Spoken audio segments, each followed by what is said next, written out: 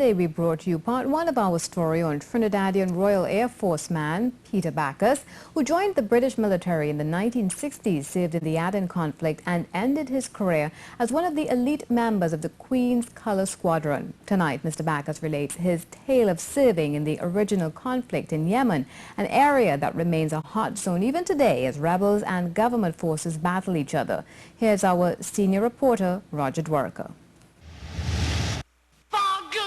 As the 1960s progressed, it was all change, as the expression suggests.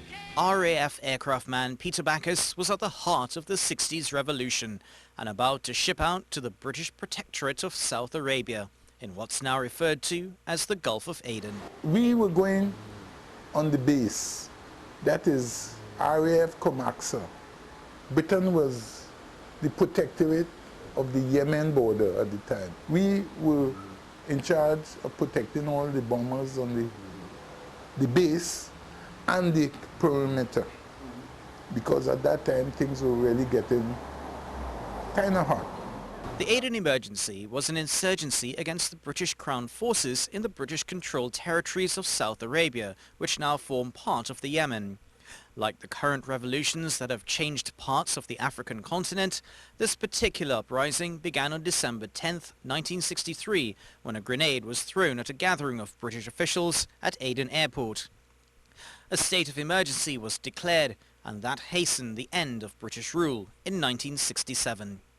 It was during 1964 to 65 that SAC Bacchus was deployed to the peninsula.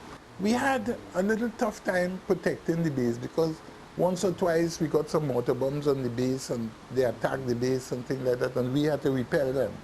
For the still relatively fresh-faced young Trinidadian lad, the action was just beginning to heat up, and he would witness the crumbling of the British Empire's South Arabian jewel firsthand. Steamer Point was the capital, and they would have riots, and our group would have to go and we would tell them to disperse, you know, and if they don't disperse, then you would fire around in the air. As the Pan-Arab Revolution escalated, SAC Bacchus would view the conflict through different eyes. After you wondered, what are we doing here fighting for the British in these foreign lands? It's after you think of yourself and you say, why, you know? But then, I'm not lying, I enjoyed my stay in Saudi Arabia. By odd coincidence, there was one unusual but very welcome home comfort right in the 104 Fahrenheit heat of Aden. The Nafi was a place where you could go and buy stocks, and they always sold Trinidad and Tobago grapefruit juice. So I told the guys and them, listen, I'm going to make some rum punch. So we bought some rum and we fixed up the grapefruit juice.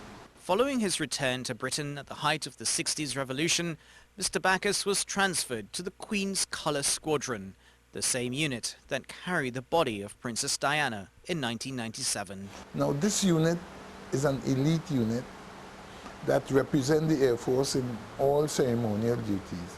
On the aircraft, when you form the Guard of Honor, I used to do it for kings, queen, princesses, president. Many years later, the memories he's gathered over those RAF years he carries close, always ready to share with anyone who visits the well-known family business in Woodbrook.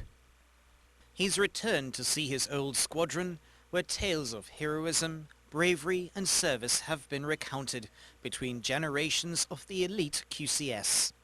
For senior aircraft man Peter Bacchus, his uniform will always be British RAF, but his roots firmly planted in Trinidad. Roger Dwarka, C News.